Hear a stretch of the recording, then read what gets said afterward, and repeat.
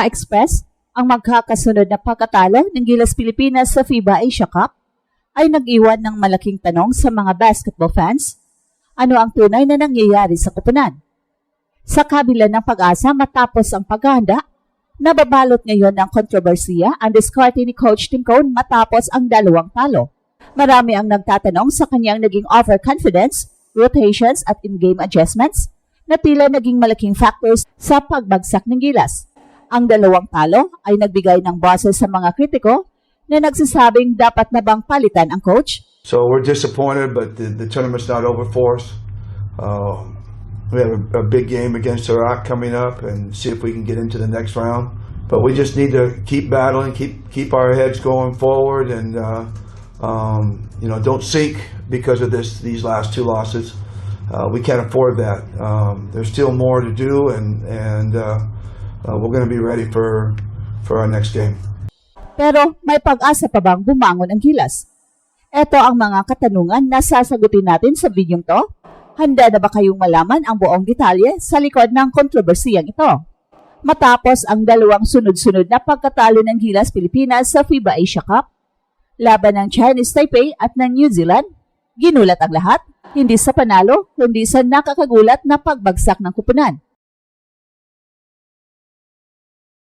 Ang resulta ay nagdulot ng matinding pagtatanong mula sa mga fans at basketball analyst tungkol sa diskarte ni Coach Tim. Ang pagunahing punto ng kritisismo ay ang umano'y overconfidence ng coach na tila nagpatambak muna sa unang bahagi ng laro bago bumawi sa huli. Isang estilo na kadalasang ginagamit niya sa PBA at sa Barangay Ginebra. Sa laban kontra New Zealand, ang Gilas ay nagpatambak ng hanggang 18 points sa first half bago biglang bumawi sa third quarter. Maraming fans ang nagsasabi na walang sense of urgency ang team sa simula pa lang ng laro na naging dahilan ng kanilang pagbagsak. Sinasabing, ang diskarte na ito ay maaring gumagana sa PBA kung saan mas mahaba ang laro pero hindi sa isang international stage kung saan mas mabilis ang pace at bawat possession ay mahalaga. Isa pang malaking issue na tinatanong ngayon ay ang rotations at substitutions ni Coach Tim.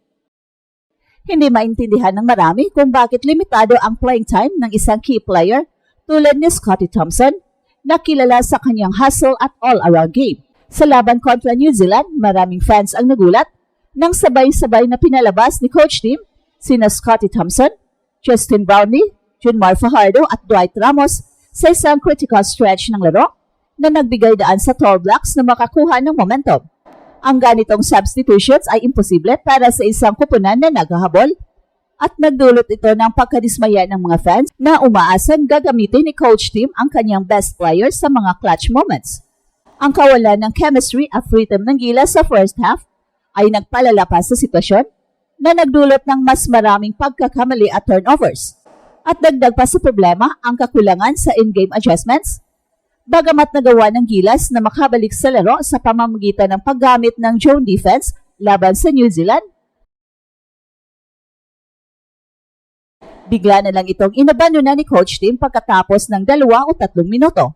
Ang desisyong ito ay nagbigay daan sa tall blocks na muling makabalik sa kanilang opensa at tuluyang masilyuhan ang panalo. At bukod pa rito, nahirapan din ang depensa ng Gilas sa pagitan ng ball screen ng kalaban.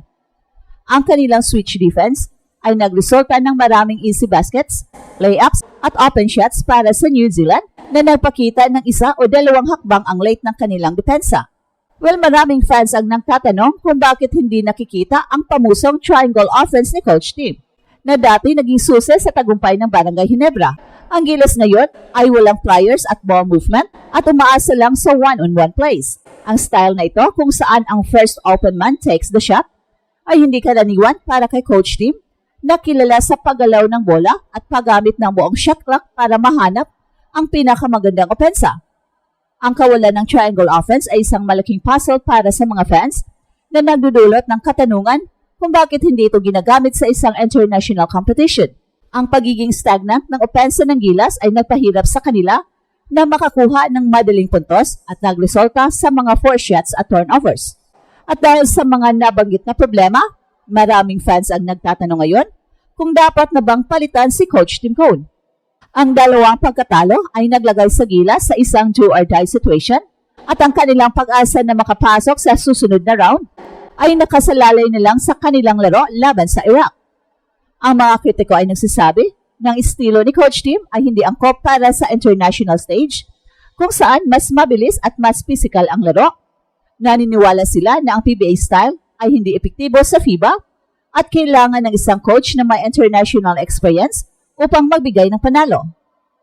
Gayunpaman, meron pa ring mga fans na naniniwala kay Coach. Sabi nga nila, let's wait till the FIBA Asia Cup ends bago magdesisyon. Kilala si Coach na mahilig sa underdog tag at ipakita ang kanyang never say die spirit.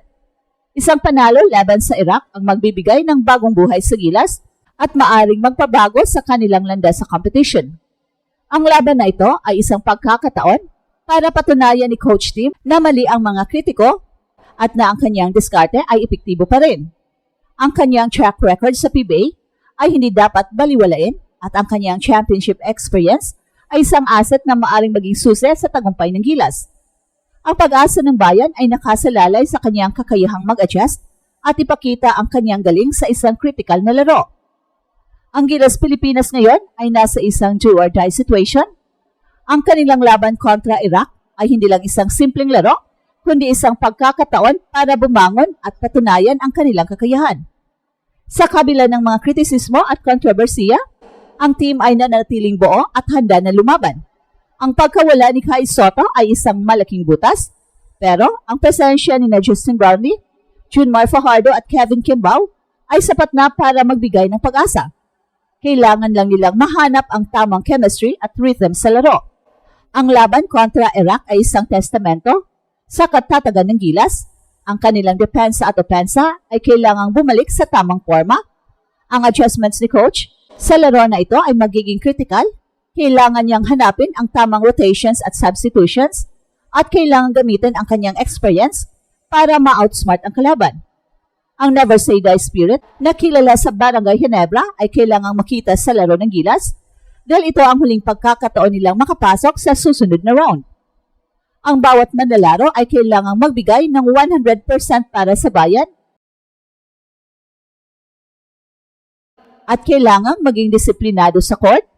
Ang pressure ay mataas, pero ito rin ang pagkakataon para ipakita ng Gilas ang kanilang tunay na galing. Sa huli, ang kwento ng Gilas sa FIBA Asia Cup ay hindi pa tapos. Ang kanilang laban kontra Iraq ang magiging turning point sa kanilang campaign. Kung mananalo sila, ang lahat ng kritisismo ay maaring mawala at ang pag-asa ng bayan ay manunumbalik.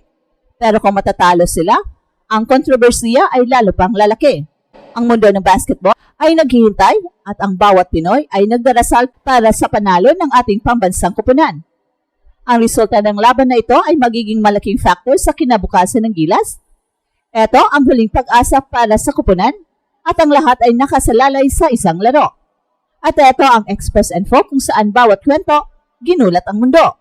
Don't forget to like and subscribe.